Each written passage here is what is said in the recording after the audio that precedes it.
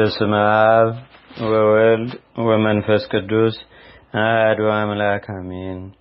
አንድ አምላክ በሆነ በአብ በወልድ በመንፈስ ቅዱስ ስም ሰኔ 28 በዚህች ቀን ለአባቶች ሊቃነ ጳጳሳት 33ኛ የሆነው ቅዱስ አባት አባ ቴዎዶስዮስ የእስክንድርያ ከተማ ሊቀ ጳጳሳት አረፈ።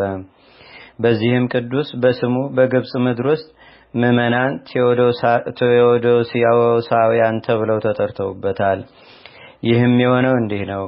ሊቀ ጵጵስና ከተሾመ በኋላ ክፉዎች ሰዎች በእርሱ ላይ ተነስተው በንጉሥ ምክር ከመንበረ ሲመቱ አሳደዱት። በእርሱ ፈንታም አስቀድሞ በእስክንድርያ ከተማ ሊቀ ዲያቆናት የነበረ ስሙ አቃቂያኖስ የሚባለውን አንድ ሰው ሾሙ። እርሱም ለአባ ቴዎዶስዮስ ሊቀ ጵጵስና እንዲገባው ከፈረሙት ቁጥር ውስጥ ነበረ። ይህም አባት ወደ ግርማኖስ አገር ሄዶ 3 ወሮች ኖረ። በዚያም በግብጽ አገር ንቡረ እድ አባ ሳዊሮስ ነበረ። እርሱም በአባቶቻችን ሐዋርያት እንዲሁም በአትናቴዎስና በዮሐንስ አፈወርቅ የደረሰባቸውን መከራ እያስታወሰ ያጽናናቸው ነበር። ከዚያም ተነስቶ መሊግ ወደሚባል አገር ሄደ። በዚያም 2 ዓመት ተቀመጠ። የእስክንድርያ ከተማ ሰዎችም የጠባቂያቸው የቴዎዶስዮስን መመለስ ሽተው በእስክንድርያው መኮንን ላይ ተነሱበት። መኮንኑም ወደ መንበረ ሲመቱ መለሰው። አቃቂያኖስንም አባረሩት። ይህም ነገር በንጉሥ ዮስጣቲያኖስና አምላክን በምትወድ በንግሥት ታወድራ ዘንድ ተሰማ።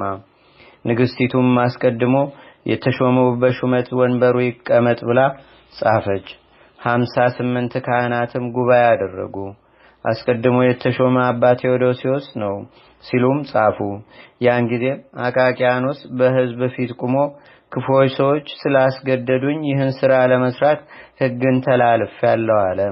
ከዚህም በኋላ አቃቂዎስን ከውግዘቱ እንዲፈታው፣ ነገር ግን ክህነትም ሆነ ሊቀ ዲቁና ለዘላለም እንዳይኖረው ሕዝቡ አባ ቴዎዶስዮስን ለመኑት። አቃቂዎስም አዎ እንዲሁ ይሁን አለ። ይህም አባት ከግዝቱ ፈታው። ሃይማኖቱን ያጠፋ ንጉሥ ግን በከፋች ሃይማኖቱ ሊቀ ጳጳሳት አባ ቴዎዶስዮስ ከእርሱ ጋር የሚስማማ መስሎት በእስክንድርያ ወዳሉ መኳንንቶቹ እንዲህ ብሎ ጻፈ። ሊቀ ጳጳሳት አባ ቴዎዶስዮስ በሃይማኖት ከኛ ጋር የሚስማማ ከሆነ ሹመት ይጨመርለታል፣ ለእስክንድርያ ከተማ ገዥም ይሆናል። ይህ ካልሆነ ግን ከሹመቱ ይሻር። ይህም አባት ይህን ነገር በሰማ ጊዜ እንዲህ አለ። ሰይጣን በበረሃ ጌታችንን ብትሰግድልኝ የዓለም መንግስታትንና ክብራቸውን ሁሉ ሰጣለሁ አለው። ያን ጊዜ ይህ አባት ቴዎዶስዮስ ተነስቶ ከእስክንድርያ ወጣ። ወደ ላይኛው ግብጽም ሄደ። በዚያም ሕዝቡን እያስተማራቸው በቀናች ሃይማኖትም እያጸናቸው ጥቂት ቀኖች ኖረ። ንጉሱም አባ ቴዎዶስዮስ ከእስክንድርያ ከተማ እንደወጣ በሰማ ጊዜ እየሸነገለው ወደ እርሱ መልእክትን ላከ። እንዲህም አለው፣ እኔ ካንተ ጋር ልነጋገር ከአንተም ልባረክ እንድትመክረኝም እሻለሁ። ከዚህም በኋላ ወደ ቁስጥንጥንያ ከተማ ሄደ። የጳጳሳት አለቆችና ሕዝቡም ሁሉ ሰራዊቱም ተቀበሉት። በከፍተኛ ወንበርም ላይ ያስቀመጡት። እርስ በርሳቸውም ስለ ሃይማኖት ተከራከሩ። ንጉሱም አብዝቶ ሊሸነግለውና ሲያባብለው ሰነበተ። ቅዱስ አባ ቴዎዶስዮስም ከቅዱሳት መጽሐፍ በመጥቀስ ይረታው ነበረ። ከእርሱም ጋር ባልተስማማ ጊዜ ከመንበረ ሲመቱ ወደ ላይኛው ግብጽ አሳደደው። በእርሱም ፈንታ ጳውሎስ የሚባለውን ሰው ሾመው። ጳውሎስም ወደ እስክንድርያ ከተማ በመጣ ጊዜ ሕዝቡ አልተቀበሉትም። ዓመት ሙሉም ኖረ። በእጁም ማንም ቁርባንን አልተቀበለም። ንጉሱም ይህን በሰማ ጊዜ ለመናፍቁ ጳውሎስ እስከሚታዘዙ ድረስ አብያተ ክርስቲያናት እንዲዘጉ አዘዘ። ምዕመናንም ከእስክንድርያ በመውጣት ወደ ቅዱስ ወንጌላዊ ማርቆስ ቤተክርስቲያን፣ ወደ ቆዝሞስና ድሚያኖስ ቤተክርስቲያን ይሄዱ ነበር። ካህናቱም በዚያ እየቀደሱ ያቆርቧቸው ነበር። የአገር ልጆችንም የክርስትና ጥምቀትን ያጠምቋቸው ነበር። ንጉሱም ይህን በሰማ ጊዜ አብያተ ክርስቲያናትን እንዲከፍቱላቸው አዘዘ። አባ ቴዎዶስዮስም ሰምቶ ንጉስ እንዲያስታቸው ፈራ። ማጽናኛ ቃልንም የተመላች መልእክትም ጽፎ በቀናች ሃይማኖት እያበረታታቸው ወደ ምዕመናን ላካት።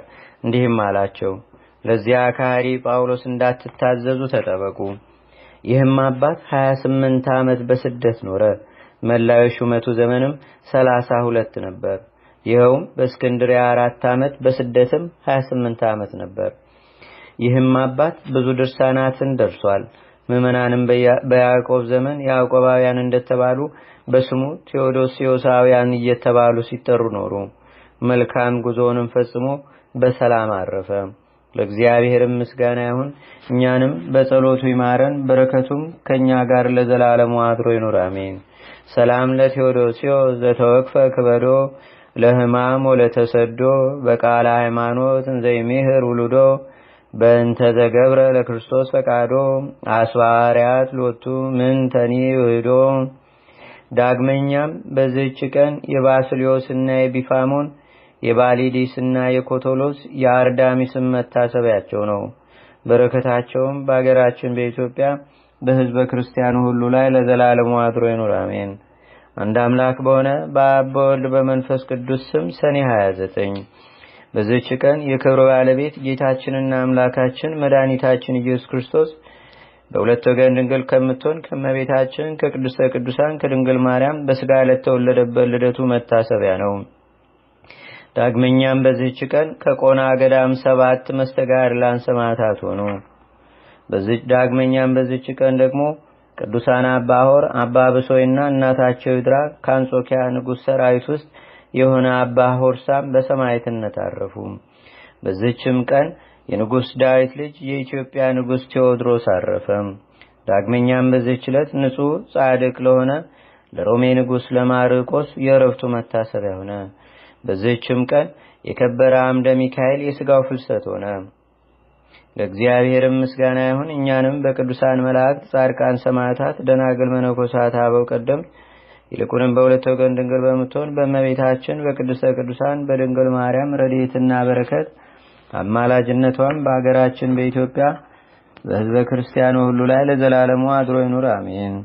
ዛቅረብኩ ማዕሌታ ዘኪራ ይላፈ ለተጸምዱከ ዘልፈ ለላነብ ተወከ ዘንዴቴ መጽሐፈ እንተረሰይከ እግዚኦ ጸሪቀ መለት ውኩፈ መላቡ ውላን ዘተርፈ ነቢያት፣ ቅዱሳን፣ ሐዋርያት፣ ሰባኪያን፣ ሰማዕቶ፣ ጻድቃን፣ ደናገል፣ አዲ ወመነኮሳት ኢራን ባርኩ ባርኮ ጉባኤ ዛቲ መካን እስካረጋዊ ሊቆኑስ ሕፃን ለዘጻፎ በክርታስ ወለዛ ጻፎን ዘይደርስ ለዛ አንበቦ ለዘተርጎሞ በልሳን አዲስ ወለዘሰማ ቃሎ በዝነ መንፈስ በጸሎተሙ ማርያም አራቂተ ኩሉም ባይ ስቡረ ማረነ ኢየሱስ ክርስቶስ አቡነ ዘበሰማያት